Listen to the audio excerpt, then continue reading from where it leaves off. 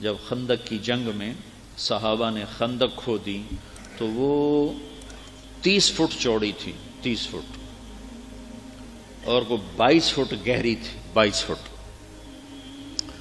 تو 10,000 کا لشکر تھا، کوئی اس کھائی کو پار کرنے کی ہمت نہیں کر سکا.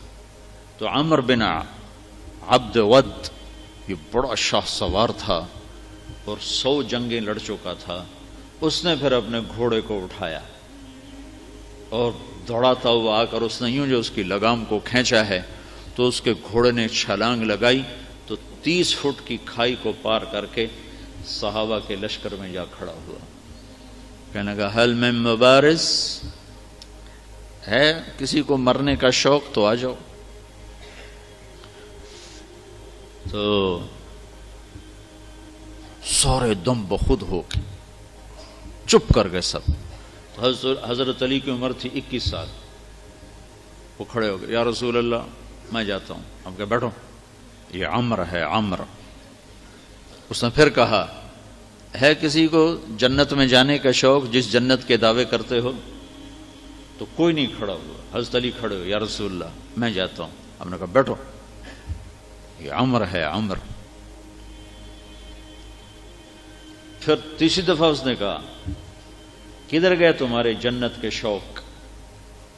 تو پھر حضرت علی کھڑے ہو کہا یا رسول اللہ مجھے بھیجیں. کہا یہ عمر ہے. کہا عمر ہے تو کیا ہے، مجھے بھیجیں تو صحیح. تو اچھا کہا جاؤ. پھر ان کے لیے دعا کی. تو یہ بچے سے وہ 100 جنگیں لڑا ہوا. تو حضرت علی شعر پڑھا کرتے تھے، انا الذی سمتنی امی حیدرا کلیس غابات کریہ المنظرا وفیہم بالصاع کیل السندرا. میں وہ ہوں جس کا نام اس کی ماں نے حیدر رکھا ہے. شیر جو جنگل کا بڑا شیر شہنشاہ ہوتا ہے، اور میری تلوار ناپ تول کے کھوپڑیاں توڑتی ہے. تو جب وہ آئے نا تو اس نے پہچانا نہیں. کہنے لگا کون ہو؟ کہا علی. کہا بن عبد مناف. وہ پیچھے لے گئے. کہنی بن ابی طالب کو بھتیجے تو کہاں سے آ گیا؟ میں نہیں تمہیں قتل کرنا چاہتا. وہ اتنا مطمئن تھا. کہا میں نہیں تمہیں قتل کرنا چاہتا. کہا چاچا میں تو تمہیں قتل کرنا چاہتا ہوں. تو اس کو اتنا غصہ آیا، اس نے گھوڑے سے چھلانگ لگائی، وہ علی پہ ایسا جارحانہ حملہ کیا کہ علی کو پیچھے دھکیل دیا. تو غبار اٹھا، دونوں غبار میں چھپ گئے. تو اللہ کے نبی نے ہاتھ اٹھایا، یا اللہ علی کی مدد فرما.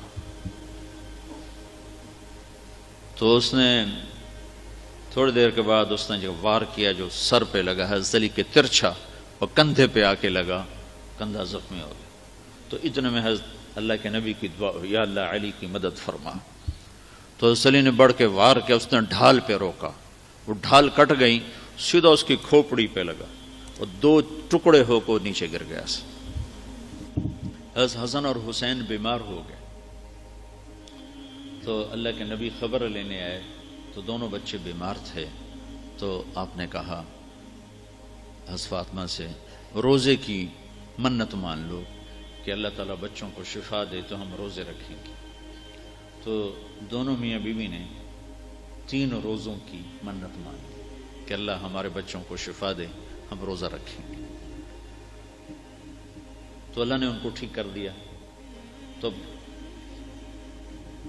دونوں میاں بیوی نے روزہ رکھا اور افطاری کا سامان گھر میں نہیں تھا. تو ایک یہودی تھا شمعون، حضرت علی اس کے پاس گئے. کہا کوئی مزدوری ہے؟ کوئی مزدوری ہے؟ کہاں ہے؟ یہ اون ہے، یہ صاف کر دو تو تمہیں جو دوں گا، کچھ جو دوں گا. تو وہ اون لے کر گھر میں آئے، حضرت فاطمہ کو دی کہ صاف کر. انہوں نے اس کو دوپہر تک صاف کیا، وہ واپس لے گئے. تو اس نے تھوڑے سے جو دے دے. تو انہوں نے پیس کے آٹا بنایا، کھانا بنایا، روٹی بنائی، سالن تو تھا نہیں. دونوں میاں بیوی افطاری کے لیے بیٹھے ہیں کہ دروازے پہ آواز آئی، مسکین ہوں اللہ کے نام پہ کچھ دو. تو دونوں نے ایک دوسرے کو دیکھا تو آدھی روٹی دے دیتے یا ایک روٹی دے دیتے، ایک خود آدھی آدھی کھا لیتے. دونوں روٹیاں اٹھا کے اس کو دے دیں اور پانی پہ افطار کر لیا۔ رات کو بھی کھانے کو کچھ نہیں تھا تو پانی پہ کھجور پہ روزہ رکھا۔ اگلے دن پھر حضرت علی شمعون یہودی کے پاس گئے اور اس سے اون لے کر آئے۔ حضرت فاطمہ نے اس کو سارا دن صاف کیا، عصر سے پہلے مزدوری ملی، اس کو پیس کر آٹا بنا کر روٹی بنا کر میاں بیوی کھانے پر بیٹھے تو دروازے پہ آواز لگی، یتیم ہوں اللہ کے نام پہ کچھ دو۔ تو دونوں نے ایک دوسرے کو دیکھا اور ساری روٹیاں اٹھا کر اس کو دے دیں اور پانی پہ روزہ افطار کر لیا۔ تیسرا دن آیا، پھر وہ مزدوری کر کے روٹی تیار کی اور افطاری پر بیٹھے تو دروازے پر آواز لگی۔ بدر کے قیدی اس دن آزاد ہوئے، بدر کے قیدی اس دن آزاد کیے گئے۔ تو ایک قیدی دروازے پر آ گیا، قیدی ہوں ابھی چھوٹا ہوں اللہ کے نام پہ کچھ دو۔ تو دونوں میاں بیوی نے دونوں روٹیاں اٹھا کر اس کو دی تھی۔ 3 دن کے فاقے نے حضرت فاطمہ کو بستر پر گرا دیا اور بیمار ہو گئی۔ تو اللہ کے نبی حال پوچھنے آئے تو ان کے سینے پہ سر رکھ کے رونے لگی بیماری کی شدت سے۔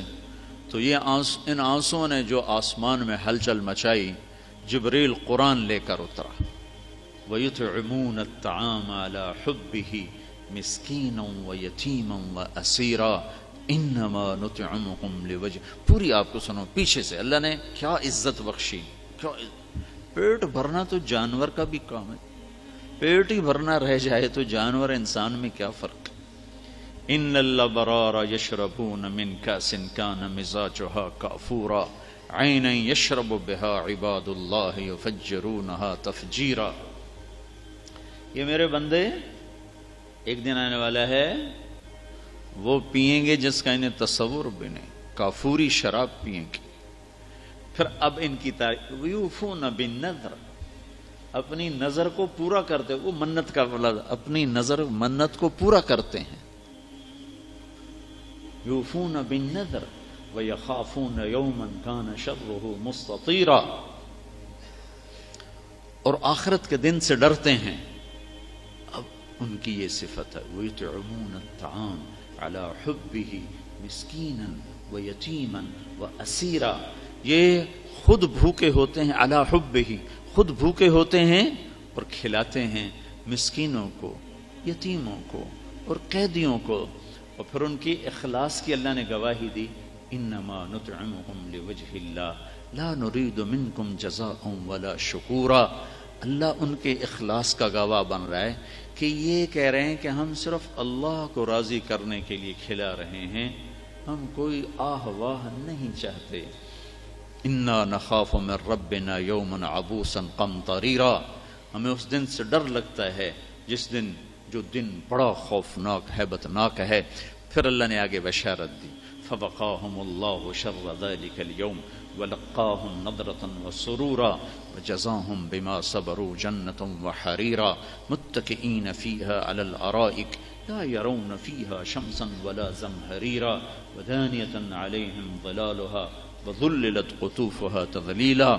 آگے تک یہ قرآن اترا کہ اللہ تعالیٰ کہ جبریل آگے پیغام لے کر کہ علی و فاطمہ کا یہ عمل ایسا پسند آیا ہے کہ عرشوں پر بھی دھوم مچ گئی ہے، اور یہ سورہ دہر کی آیات کو اتارا گیا کہ میرا رب ان کے اس عمل پر ایسا خوش ہوا ہے کہ خود کھانا خود جمع کرنا کون سی بڑی بات۔